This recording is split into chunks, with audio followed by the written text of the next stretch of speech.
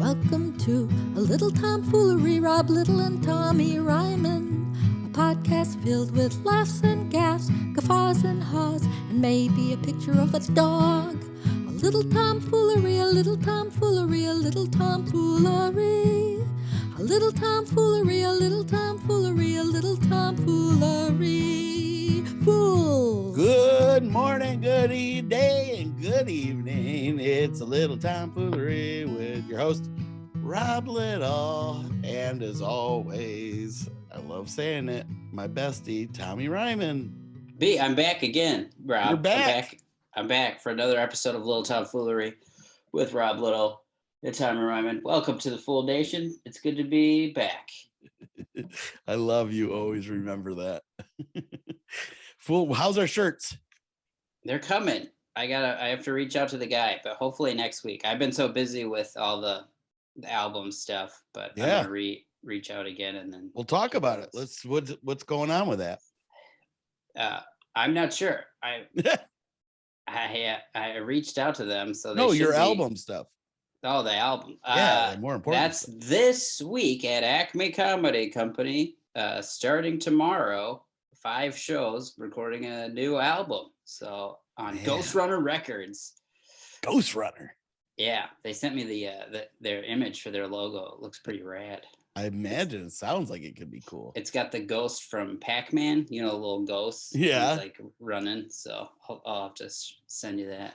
So many ghosts they could have went with, and they went with one that doesn't even have legs. Ghosts have legs. Yeah, you're right. Ghost Runner.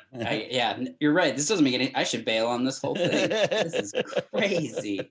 These goofballs. No, it's gonna be amazing, man.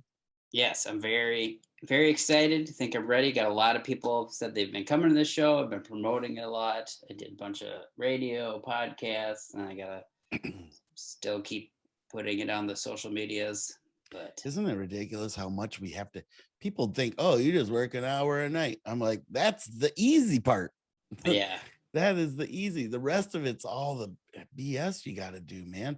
And if we want to hire somebody, it's like a couple grand a month to do all that, I know. And I'm trying to put a picture of my head on a turkey. That's hard to do because I was like, it's Thanksgiving week. This is going to be great promo. So it's really detailed work like that what Megan sees when she walks in the living room doesn't look like I'm work because I'll be on a couch looking at pictures of turkeys and she's like, what is happening here? And I'm like, I need to picture which one of these my head's gonna look the best on for the promo for my album recording. And she's like, just do the dishes. And I'm like, no, this is important detailed work that needs to be done.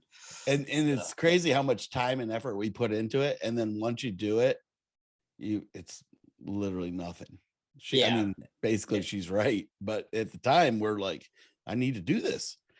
But this could be the thing that goes viral. They'll be like, nobody's ever done this before, and then it'll get shared all over Facebook. People will be flying in from like Dubai to come see this album recording. Oh man! Or like up to 98 likes, and then people will move on. Right. As they're scroll. Scroll. Oh, there's Thomas. Oh, a Dubai prince. Hello. Let me fly in for this. That is exciting, dude. How is your do you want to is that the only thing you got? I mean, not that's the big thing I'm pushing. That's the big thing. Yeah. Right. And then I'll talk about shows next week. And what about where your shows? Get those off the bat. Let me get my stupid shows out of the way. We're gonna talk about last week's and stuff next, but I got a brand new club for me. I'm going down to Naples to work Off the Hook Comedy Club.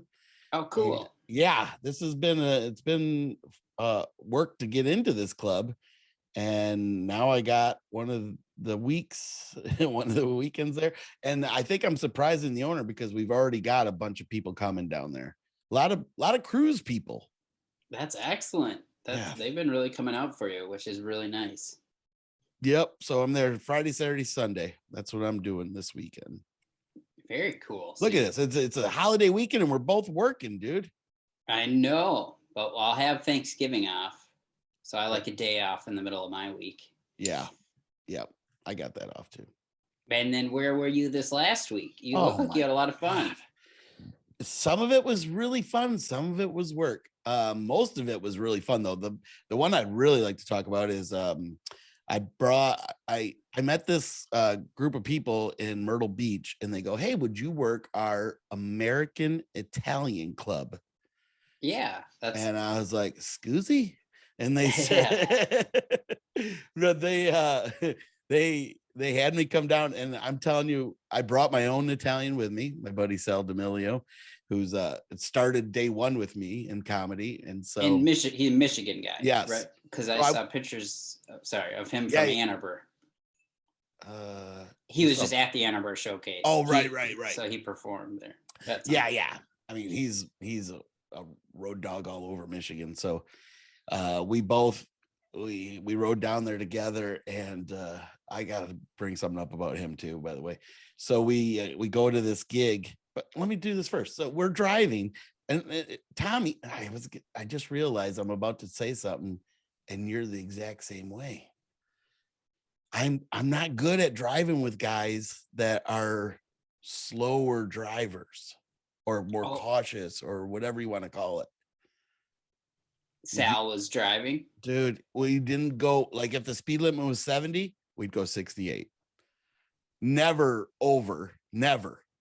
And did you guys get a lot of ice or snow or something? Nope. Or were you driving through clear days, no snow. And if he'd look at his phone, we'd slow down to a crawl. I'm telling you, it looked like we were in when in Star Wars, when they go into hyperspace, that's what it looked like, all the cars flying by us. I said, did the car break down, Sal? What's going on?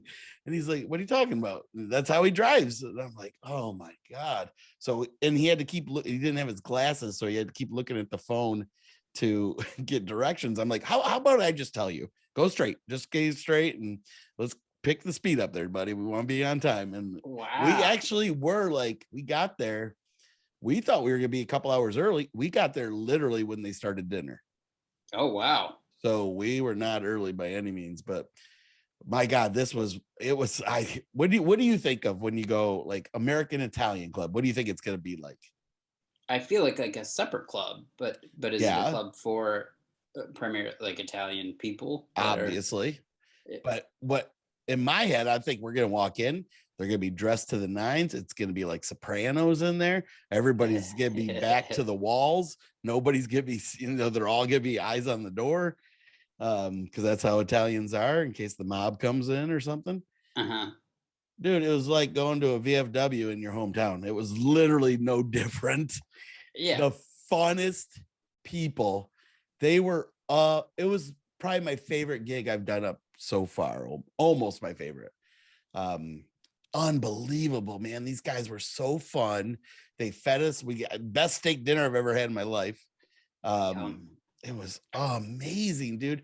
And the club looked like something that maybe some kids decorated. Like the lights, there was just random lights. Like I goes, would you guys run out or at this point over here? It was ridiculous. And I just kind of did my thing where, I kind of pick apart everybody. And there were there was a family that I was teasing. They were all super skinny, and I'm like, I love that a fat guy's teasing the skinny guys, and their kids were there. It was so good, so good. I can't stop.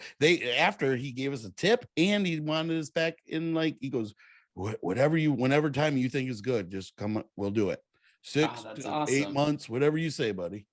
So it was a really fun gig, and the road trip, and then we got to sleep maybe an hour or two, and I had to fly out the next morning. Wow. And when I landed, I had to do a show for my realtor. Oh yeah. Oh dude, last year, I don't want to say it. Last year was amazing. It was really fun. There was a great group of people. This year was work, man. She did this thing though that kind of helped me. She walked around she does it, man. She goes to the nines. She had like this super fancy, like I call it a tent, but I mean, it was really nice. She had it decked out in there and had a chef come in and prepare and stuff. But she went around like kind of introducing everybody and what they did and what she went through with each one of them. And it kind of helped me rip on some people, But sure. but every table, there's probably maybe 15 tables. Almost every one of them had a priest or a pastor or something. So I'd get doing a bit, and then I was like, I was trying to be clean with them, but then even clean stuff felt, how when you do that tub bit and you go, this is dirty, and it's the idea is a little dirty, but it's not that bad for you, really. It's pretty dirty, Rob. It's about not that. I mean, you could get away with it a lot of places, and you feel dirty when you do it. I felt dirty even talking about anything at this one. I mean, it was rough. I was sweating bad. Weird. Yeah. Just because they were so wholesome. Well, they're all good people, so I'm just like a devil up there talking. I thought I was gonna start burning at one point, but oh no. Well, yeah, that's show business. I know, bro. All different crowds. Sometimes you get skinny people at an Italian restaurant. Other times you get priests in a tent. You never know what you're gonna get. What about you? What you went through? I had fun. I was just working on chunks of my album, so I was doing spots just around town, Minneapolis. But then all of a sudden I got a late night text from a buddy of mine, Michael Palisak. Yeah, I love him, man. Yeah, he's originally from Chicago, but he was on the season of Last Comic Standing after me, and he made it to the finals. But he was doing a college, so he goes, "Hey man, you want to just ride up with me and open for me at this college?" And I was like, "Sure." So he picked me up, and we drove up to Northland College up in by kind of Superior, Wisconsin. It was a blast. Students were cool, and they had a beer garden. I've worked a lot of schools, but I've never seen them serve alcohol on a campus, like Sheboygan event. Does in Wisconsin. Their college.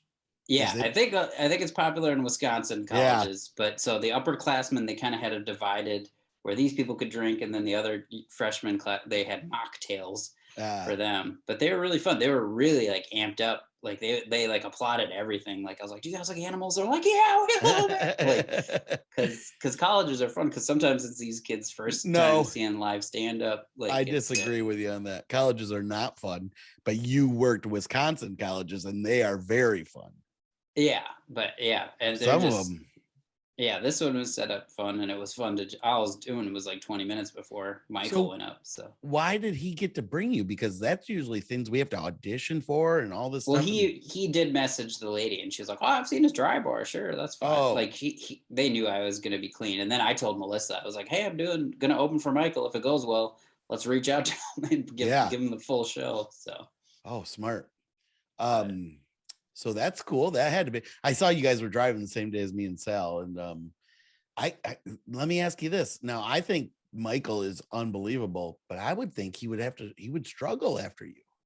No, Michael and I are pretty similar. In like style. So, and college kids, I mean, they were all just like there and attended. Like nobody was going to struggle at this show no matter what, because they were just ready to go. And he had a bunch of new stuff. He's really funny. It was good. I worked with him a few times, and I wanted to bring him with me a bunch. And then it was just I think that was one of those times where you just beat him out. Like I was like, "Oh, I love Tommy. Let's bring Tommy." Nice. Yeah. Don't tell Michael. I asked Michael if he'd do the podcast though. He'd love to be on. Oh, he'd be great. So, yeah, we got to start bringing some dudes on. Yeah, we need more guests. Yeah. But he was, and that was the other big thing I did last week. I was on another podcast with Chad Daniels and Cy Amundsen, and that came out this week. And a lot of people have been reaching out. That was Middle of Somewhere is their podcast where you just tell a few stories, and it's a really fun podcast. Okay. I would love to immediately get Chad. Yeah. I just watched. Remember when Pete Lee told us about that thing? They went over to like Asia and did so I just watched that the other night. Oh yeah. I Need You to Kill with Segura and Chad and Pete. Yeah. I didn't know Segura didn't know them. No, I'm sure he knew of them, but they had never met. Right. Yeah. And Pete and Chad are like longtime buddies. So it was really interesting to watch. It was like, I was kind of in and out because I was falling asleep, but I love Chad, and I just am like, I just don't remember that him being as negative on stage as he is, like kind of like a curmudgeon almost. Oh, but yeah, I don't know. I mean, his style has always been more like abrasive than Right. mine, but Abrasive. I That's a think better it's word. yeah. I think he's just super funny. I think he's one of the best Couldn't writers agree. out there. Couldn't agree more. I love him. Besides me. That's and why, yeah. Of course you. No, I'm not a good writer. I'm a performer. Yeah. So let's reach out to him if you could. Yeah, we'll make our list of people. And then if there's anybody you want us to interview, listeners out there, if there's comics you like or think we should have on the show, let us know. Because we know a lot of people. So if there's somebody you want to hear from. Yeah. And don't get me track 'em down. ridiculous like Kevin Hart or something. We're not gonna call Kevin. I will call Kevin Hart. That's fine. Okay, sorry. Yeah, please call. We'll get Kevin and Seinfeld. Well, I mean, what would it hurt to try? Yeah, we just got to reach out and tell them it's a little tomfoolery, and I'm sure they'll be like, yeah. I feel what like time? I would feel like I would be like Farley with those guys. I'd be like, Do you hey, remember? remember when you were on Seinfeld? Wow. Yeah, buddy. So we haven't had a dog update about how big your Great Dane is now. Minnie's huge, but still has not been weighed. So, but she takes out about. My couch is like an L couch, so she takes up about half of one when she's like outstretched. Wow. And yeah, she's giant. Want to see the dog of the week this week? Yeah. Dog of the week. All right. Much like last week, the dog of the week this week is a cat. We're really throwing curveballs. I think you're gonna love this cat. This is a good. This is a Shelley, very funny comedian Shelley Paul's cat named Moji. She moved to New York and adopted this, and she likes to. She made a little outfit for the cat. Check this out. A little hat and scarf for her gray cat emoji. She made Moji those? for sure. Yeah, she's super like very like Shelley's really talented in crafts and all different stuff. Somebody's pulling in my yard right now. I'm like, we might need to take a minute here so I can figure out what's going on. Let me share this other screen before Rob gets murdered. It is the cat in overalls. Look at that. Oh my! I knew you would love God, this. Those are amazing. Yeah, she thought she might need a size bigger, but I think it's funny that they're a little tight. Yeah, for the overalls. So well, it's COVID weight on the cat. That's why. But that is Moji, the dog / cat of the week. Those are amazing. Yeah, so she's and Shelley Paul's a great comedian. Check her out. She's in New York. Okay, shoot me her website and I'll put it on the cast too in the descriptions. Cool. Let me go check this out real quick, man. All right. Don't leave. Mail time with Rob Little. It says it's perishable. I don't know what it could be though. Probably turkey. Let me see real quick where it's from. There's only one thing I know that could be shipped to me that's perishable that I know would probably come. I worked with a comedian. I think I talked about this on the cruise ship, and his wife made cakes. Oh, cool. And careful if you were just with the Italians, though. Is it a horse head? That's funny. Yeah, let's look what it is. I love getting gifts. This is a new segment we have where Rob gets mail in the middle of a show podcast, and then we find out what it is. This is perishable, so he has to open it fast. You know, when I was doing those lives on Facebook, those are the ones that got the most hits. People love watching people unbox things. It is, right? It's one of the greatest things ever. Happy Thanksgiving. Doesn't say "and" from anybody. That's what it is. A cake? Yeah. Why don't they have any of their? Look at that. It's like frozen. It's got all these freezer packs around it. I think it's supposed to be a carrot cake, I think. Oh, wow. That looks. Oh, yes. Yep. So, oh no, he sent me the apple one. He told me he would give me. So they're known for this guy's wife did a movie and she calls these cakes mortgage cakes because she was going to lose her house. Oh, wow. And so these cakes saved their house. She sold amazing. so many. Yeah. The story got picked up like on Good Morning America or something. But these are homemade cakes that they make. And they're based out of Michigan? Jersey. Jersey. Wow. So it's called, I'm going to do the thing, Mortgage Apple Cakes. Is cool. This one. They got other ones too, but he told me he was going to send me a carrot cake. So I guess I got to eat this first. But yay. That's so cool. Well, check out Mortgage Apple Cakes. Also, side note, Megan's card shop is up and running for her holiday Christmas cards. If you are in need, visit Cactus and Quill because she sells out fast. But she kind of makes them to order as well. But there's a lot of good greeting cards if you need your Christmas cards. Go to my wife's. So I'll make her pay us $150,000 for that ad. We need to get some sponsors, Tommy. If we want to start bringing on guests, we got to pay these guys, you know? True. But we're getting a ton of downloads every month too. So if you are a business, it would benefit you actually. So if you're interested in sponsoring, reach out. But now it's time for a little fun game or a little fun trivia. Let's go with that. Fools in history. I like to say that like it's pigs in space. Yeah, no, I like that. Just need an effect like boom, boom, boom, boom. Yeah, I'll look it up and I'll see if I can do it. All right. Fools in history. All right. So this week, it's all stuff that happened this week in different times. The movie Casablanca came out this week in 1942. And this is something a lot of fools have misheard in the movie. They think that one line, the famous line, "Play it again, Sam," that is not actually in the movie. They don't ever say it. That's just parodied all the time, right? Humphrey Bogart actually said, "Hey, you know what I want to hear?" And Sam's like, "No, I don't." And he goes, "You played it for her. You can play it for me." And he goes, "Well, I don't think I can remember it. If she can stand it, I can play it." That's what I can. So play it is what he says. So never again did he say "play it again, Sam," which is like a great line too. But weird. Yeah. That's I don't know if I've ever seen that movie, or it's been a long time since I've watched it. I'm going to tell you, maybe I shouldn't admit. I felt the same way. I never saw a lot of these movies, so I started watching some of these old classics. We've come a long way, buddy. This is one of the most boring movies I've ever watched, but I know I'm going to probably upset some people for that. But it's in black and white though, too, right? I think I saw a Technicolor version or something, but I don't remember, to be honest. It just was slow going for me.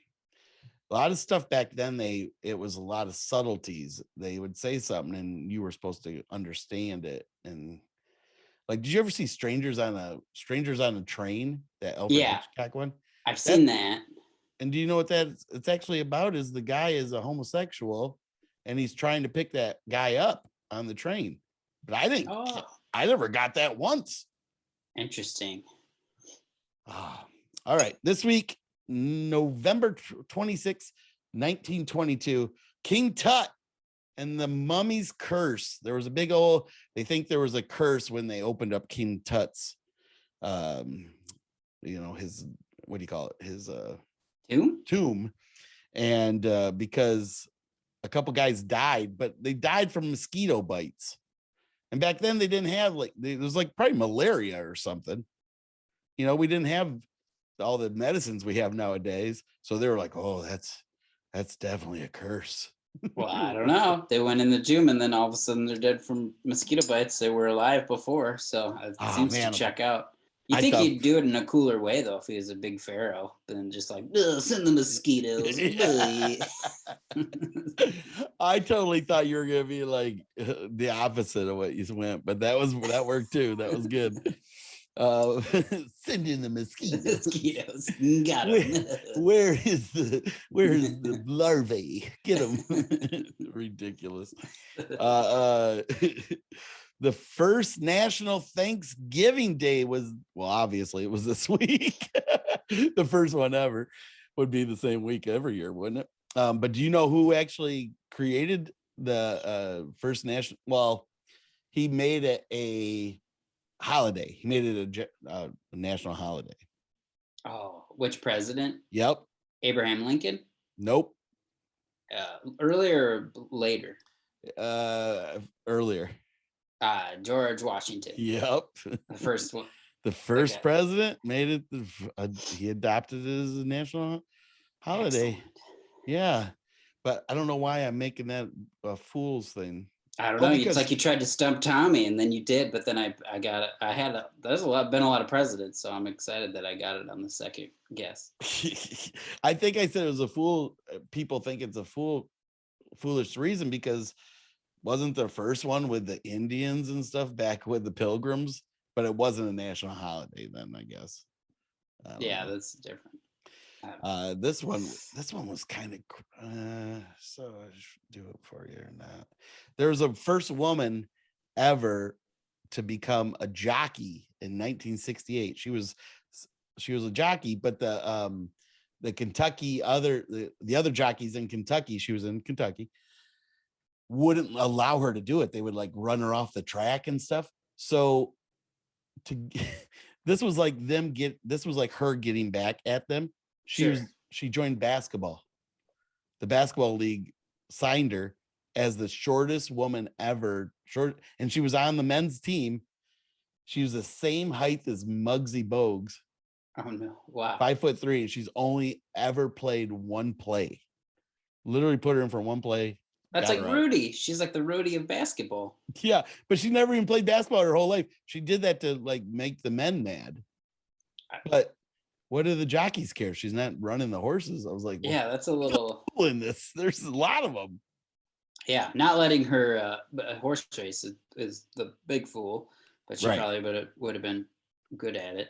That's so weird that that's in the 60s, and that was like she was like, I just want to race. I'm like, nah, you can't. Like it seems like a long time ago, but it doesn't at the same time. Nah, it doesn't seem 68. I mean, I was born 4 years later, so that doesn't seem long ago to me at all.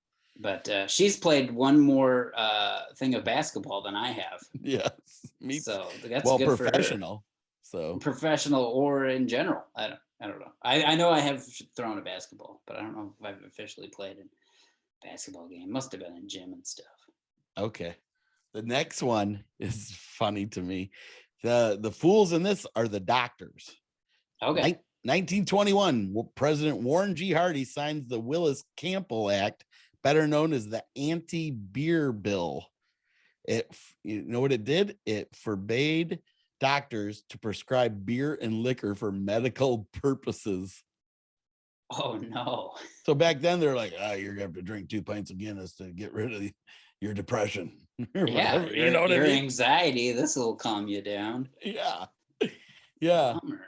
And Wow. the president's like, well, I don't know if we can call that medical. That's funny. These foolish doctors. Fools. Now, this one, a lot of people think he's a fool, but I feel like I agree with him because it's science.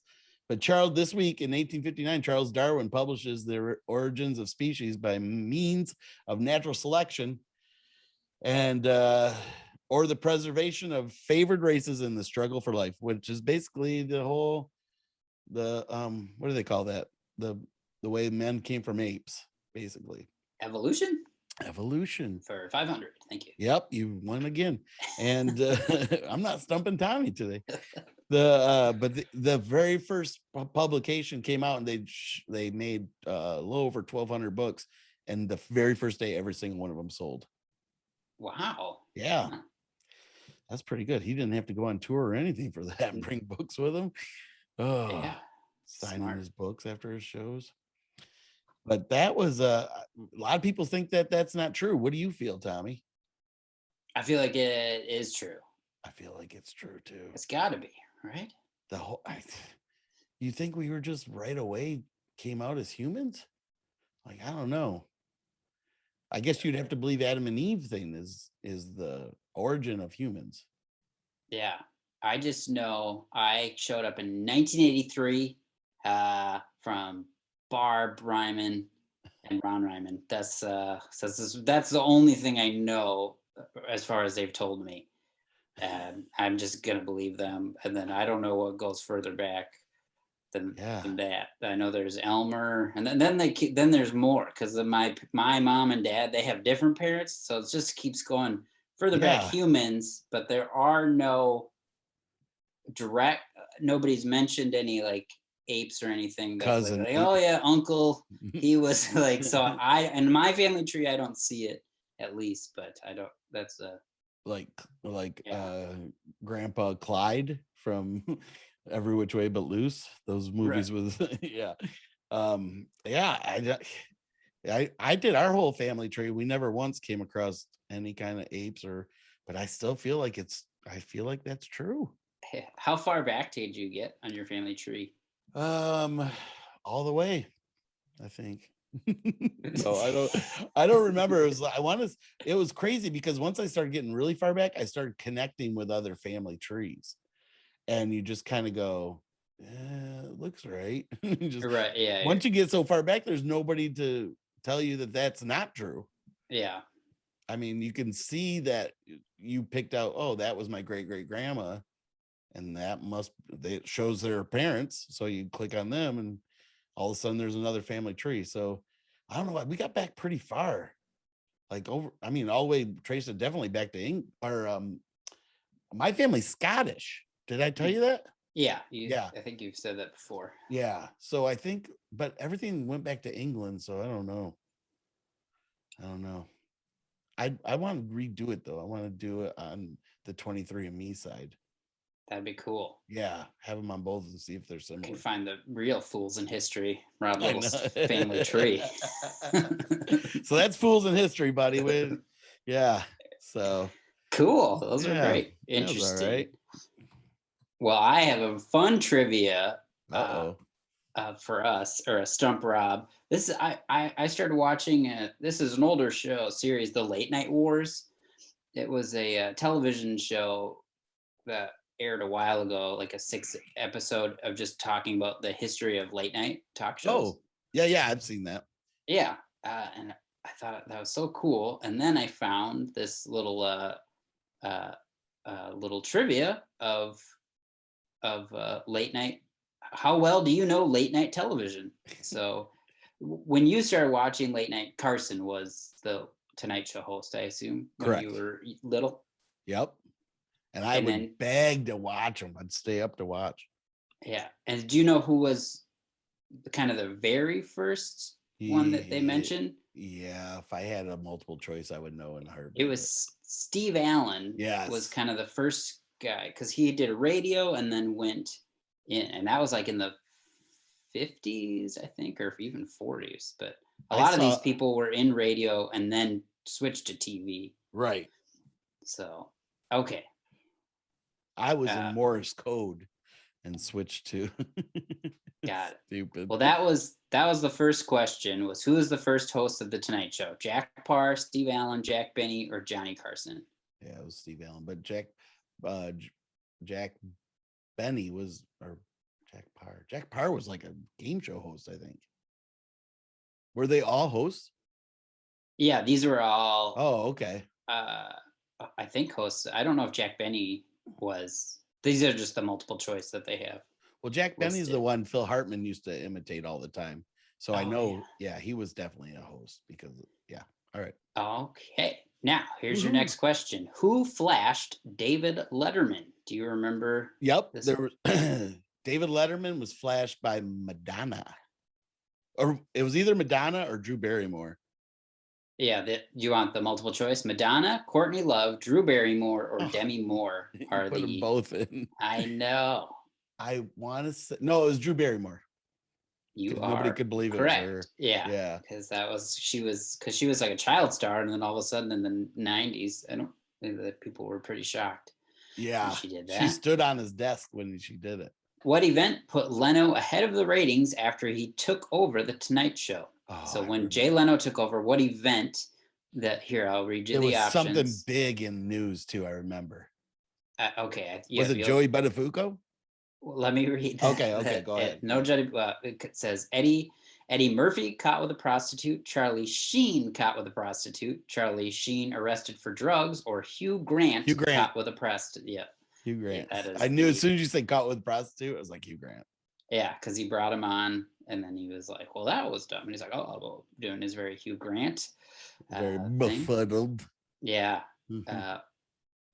Okay, what did Leno do that some say intentionally undercut the new Tonight Show host Conan O'Brien? He did like a show before or after him. Yep, he started his 10 p.m. show. Yeah, it was before. So he basically let in Conan, and then, but Conan was like, "Well, no, I'm the Tonight Show." So that was such an odd transition of where Jay felt he got pushed out, but then he didn't want to quit, even though he had made this announcement 6 years prior. Okay, who teared up saying goodbye to Letterman on his penultimate episode? Was it Norm Macdonald, Steve Martin, Jerry Seinfeld, or Louis C.K.? It says. Can I hear those again? Who teared up? Norm Macdonald, Jerry Seinfeld, Steve Martin, or Louis C.K.? Oh my God. I would, this is a stump right here. I would say Steve Martin. Okay. Or Seinfeld. I don't have the answers here, so I'm going to guess. I mean, I have, when I click it, it gives me the answer. I'm going to guess Norm Macdonald, but you say Steve Martin? Yeah. You are incorrect. It was Norm Macdonald. Why was Norm his last guest? He loved Norm. I think he had a bunch of people on, but Norm was pretty regular on Letterman. And Norm was a very emotional guy, so I could see him getting teared up on Letterman. Yeah. I don't see Jerry Seinfeld crying. Yeah, I just couldn't picture any of them crying. That's why I was like, so that's my first miss. I got, what am I, 3-1? I think you might have already beaten it. So okay. Now I'm just like taking the quiz. Right, but what scandal did David Letterman openly confess to in order to get ahead of it? Wasn't he messing with his babysitter? Close. He was kid's babysitter. He was sleeping with an intern. Whoopsies. Oh, right. At his job. Yep. At late night. Yep. Yeah, and then I think somebody was trying to extort him for somebody. So then he got ahead of it as well. Somebody's trying to blackmail him, which is a part of probably why he did it. But that was kind of a wild story. Yeah. Let's do. Some of these aren't. Can't believe there's no Arsenio Hall stories in here. Yeah, it's mostly Conan, Letterman, and the. I don't know who makes these, but here's the last one. This is another Letterman one. What cable news host did Letterman regularly have on to mock? Cable news host? Was it Lou Dobbs, Jim Cramer, Bill O'Reilly, or Sean Hannity? Bill O'Reilly. Yeah, that's correct. I remember that. Yeah. Yeah, he used to have Donald Trump on a lot and would goof on him, but pre-politics, but just rich billionaire. Yeah. Donald Trump. I didn't actually meet him. He was like shaking hands. One time when my very first job was downtown Detroit, and I remember they were talking about bringing in casinos, and he had a big meeting down there, and he came into our building, and I shook his hand. Weird. Yeah. Before cell phones. Yeah. Want your final question? Sure. I think you've won. These are interesting. Now I should have gone further down because these are more cool questions. Okay. About Carson. But what animal expert was a regular on Carson? Hanna. What? Yeah. This one says Jim Fowler. I thought it was Jack Hanna. It is Jack Hanna. I don't care who they say. Jim Fowler. That might have been Leno, but not Carson. Maybe Carson had Jim Fowler and then Jack Hanna was always. He also had a woman one too that would come on occasionally. Well, there's the famous Carson clip where he got peed on by a little monkey thing. Yeah. Top of his head. But I think we didn't stump Rob. I think you did a great job. Yay! For tonight's show, history of late night. That's awesome. Yeah, that was exciting. So we should have an animal expert on our show. That would be fun. If we ever do a live show, we gotta have him bring on weird animals like we did in Omaha. You know what? We should contact the dog whisperer because we're dog guys. Caesar Milan. Okay. Right? If we can't get him, what about the Denver horse doctor or whatever that's got his own show? No, he's Michigan actually. Do you know what I'm talking about? I don't. He's not a horse psychic. He's like an old white-haired guy, but he's pretty interesting on the show. There's got to be a funny one we could contact, right? Yeah, or somebody that is not very good with animals, and then we'd interview animals because then it adds excitement. And they're like, "Oh, here's this bear." Like, what? Oh boy. I actually know a girl down here that works at the Gator Farm, and she does radio down here all the time. But she's really cute. Her name's Savannah, and she not for you need to be cute for a podcast, but I'm just saying she's super entertaining. Like she goes up and grabs gators all the time, and no big deal. Whoa, that's she's cool. out there like in her like cowboy boots, and like she's all dolled up while she's doing it, you know? Yeah. Well, we fed him. We know what it's like. Rob and I are pretty dangerous guys. Oh, that's right. Because we fed alligators at the Omaha Zoo. Yeah. Yeah, buddy. I think we're wrapping things up. I didn't stump you. It's a little shorter one, but that's all right. We're good. I lost track of time. What time we started? Well, I forgot you left for 20 minutes to go talk to your mailman. Get that cake. Mail carrier. You should have saw the car. It was one of those huge vans, like refrigerator vans that pulled up with this thing. Well, yeah, because they're like, somebody ordered Rob a cake. We can't mess this up. Like, we gotta this needs to be perfect. Get the van. I forgot. I started decorating my yard for Christmas. Oh, nice. I got these, like, I'd say 3 foot, but they feel like they're higher than that. 3 foot candy canes outlining my yard, outlining my driveway and stuff. Then I found these littler ones for the sidewalk, and I got the icicle little drip ones for my. Oh, wow. I know it. I'm so giddy. You'll have to put, once it's all done or whenever you want, put pictures up. Oh yeah, I want to see it. We were just looking at Menards of all this stuff, but we didn't. I forgot about Menards. Pick things up. They had so many inflatable I got a bunch. And then I always like the old like plasticky ones too. For some reason they're just so cheesy but I like it all. Every kind of decoration makes me excited because it's Christmas. Yeah, it's Rob's birthday month. Rob Ember. So yesterday I bought a new inflatable at Home Depot, and it's a reindeer holding his head, and he's got a big huge ice cream cone, and it says brain freeze, and he's shaking. Oh wow. I was like, how'd they get him to do that? That's so cool. That's impressive. And it took them forever to get it down because it was they said they had 2 in the store, but they couldn't find them. So they goes, well, we can give you the store display. And I'm like, well, I know it works. And it was like at the highest point in the store, and it took like a good half hour for him to even get it down. It was interesting to watch, but I felt like now it's mine. Yeah, after a while, I was kind of like, it'd be really funny if I said I didn't want it. Oh, I changed my mind. I just leave. You would force it into your car. Yeah.